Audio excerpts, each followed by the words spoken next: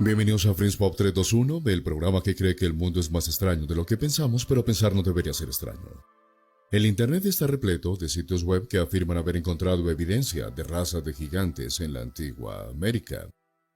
Una búsqueda en Google de gigantes antiguos y América arroja más de 13 millones de resultados. Si creemos lo que dicen la mayoría de estos sitios web, había razas y clanes de gigantes que vivían en toda la antigua América del Norte. Personalmente, he recopilado unas 200 historias de periódicos de finales del siglo XIX y principios del XX que afirman el descubrimiento de esqueletos humanos gigantes. ¿Pero son una buena evidencia para llegar a esa conclusión las historias de periódico de este periodo? Bueno, la respuesta es un sí y no. Si te preguntas por qué respondería la pregunta de esa forma, has venido al lugar correcto. Y lo que acabo de mencionar sobre la búsqueda de antiguos gigantes estadounidenses en Google suena bastante impresionante. Pero esos sitios web e investigadores de gigantes no te están diciendo toda la verdad. El final del siglo XIX y principios del XX es el periodo del que derivan todas esas historias periodísticas sobre esqueletos gigantes. Fue el apogeo de las noticias falsas en Norteamérica. ¿Me escuchaste correctamente?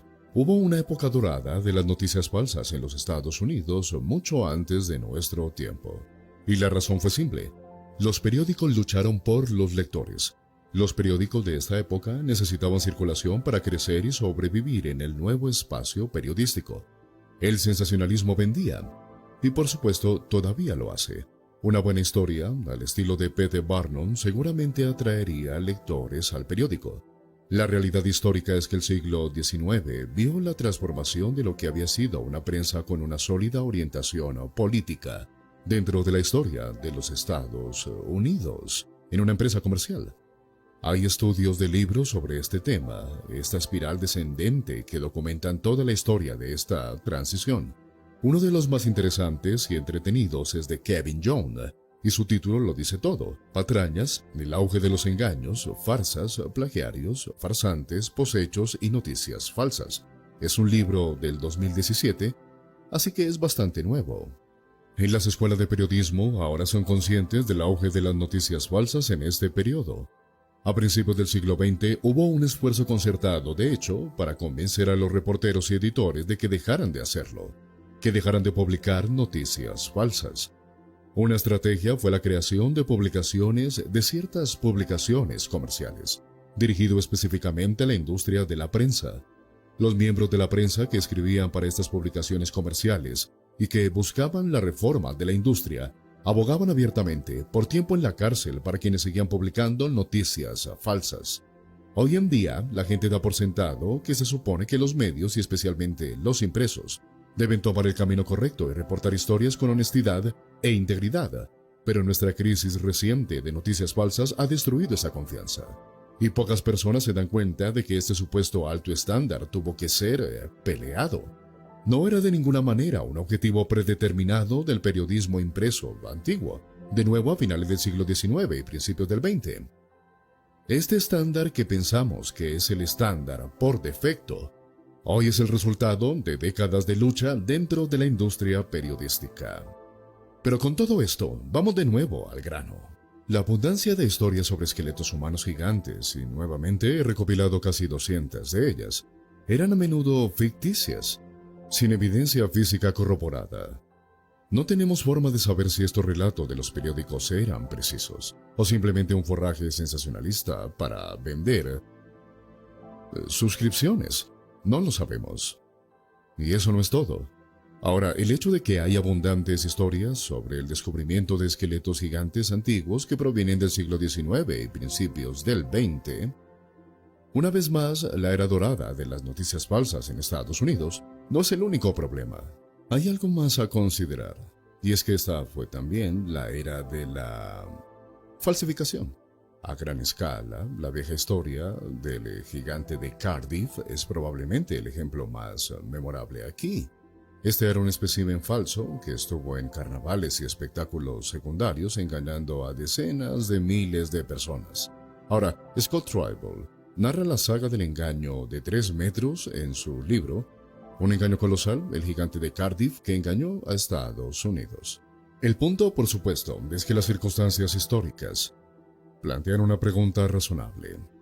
En la edad de oro de las noticias falsas y, por supuesto, con este tipo de falsificaciones ocurriendo, ¿qué tan confiables son las historias de descubrimiento de esqueletos humanos gigantes hablando en términos generales? Esa pregunta es en realidad más mordaz de lo que incluso se nos podría hacer creer.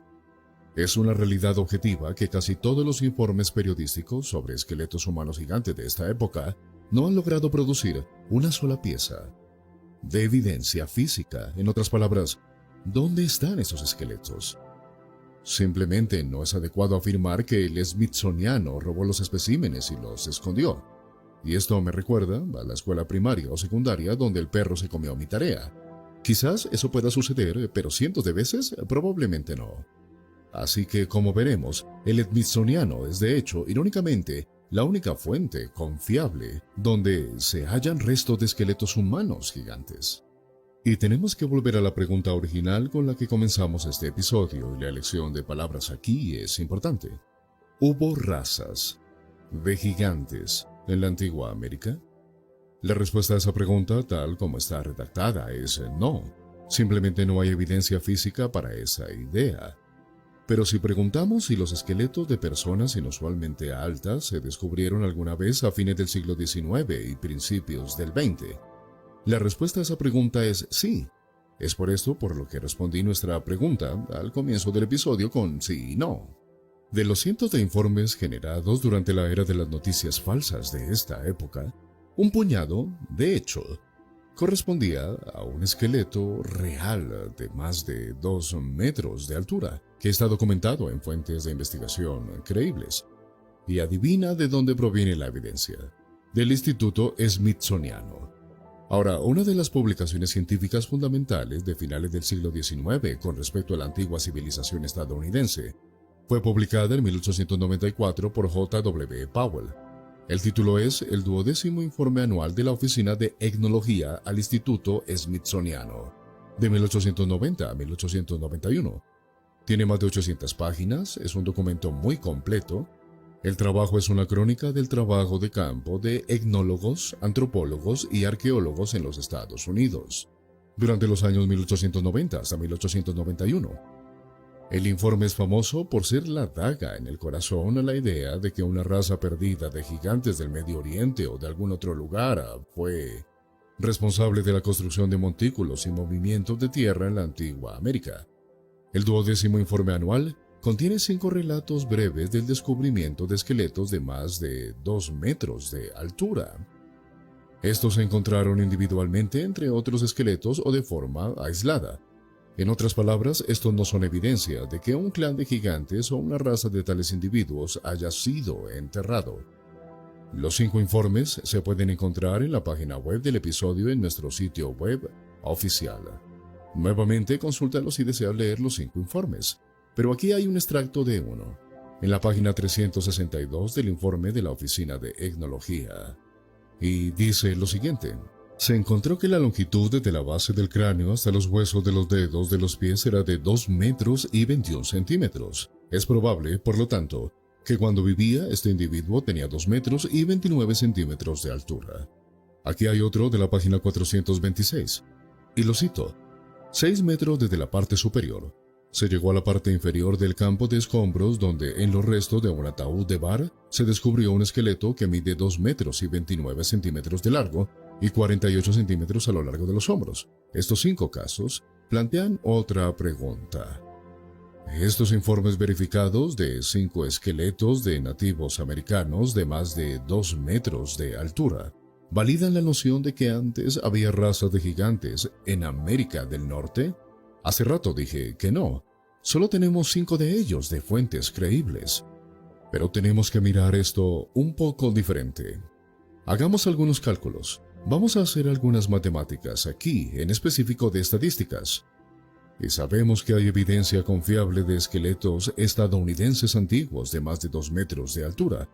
Y hacemos la pregunta: ¿esos informes validan la noción de que hubo raza de gigantes en América del Norte? Estadísticamente hablando, la respuesta es un firme no. Pero comencemos con una ilustración. Una vez más, las fuentes de estas cifras se encuentran en la página web del episodio. Un análisis estadístico informado en 2012 calculó que había poco menos de 3.100 personas en todo el mundo con más de 2 metros de altura. La población mundial total en 2012 se estimó en poco más de 7.100 millones de personas. Eso significa que el porcentaje de personas de más de 2 metros de altura era el 0.00005% de la población mundial. Esos son 6 ceros. Este porcentaje ha sido bastante constante en los tiempos modernos. Probablemente habría sido peor en los siglos anteriores debido a la falta de avances médicos y nutricionales modernos. Pero seamos más precisos en el uso de los datos. Las estimaciones de los precolombinos, en otras palabras, antes de la llegada de Colón, una población nativa precolombina, varía ampliamente en la literatura académica. Dean Snow y Douglas V. Lacker, quienes son arqueólogos profesionales y han dedicado una gran cantidad de tiempo a la investigación de la demografía antigua, ambos están de acuerdo en que había alrededor de 2 millones de nativos americanos en América del Norte cuando llegó Colón. Otros académicos llegan a los 18 millones en esa cifra. Eso sería generoso con nuestra idea de raza gigante. Tomaremos este número de población general más bajo, los 2 millones, y duplicaremos el estimado de personas de más de 2 metros a 6.180. Una vez más, según los estándares modernos, tenemos personas de más de 2 metros justo por debajo de 3.100 en la actualidad, así que lo duplicaremos.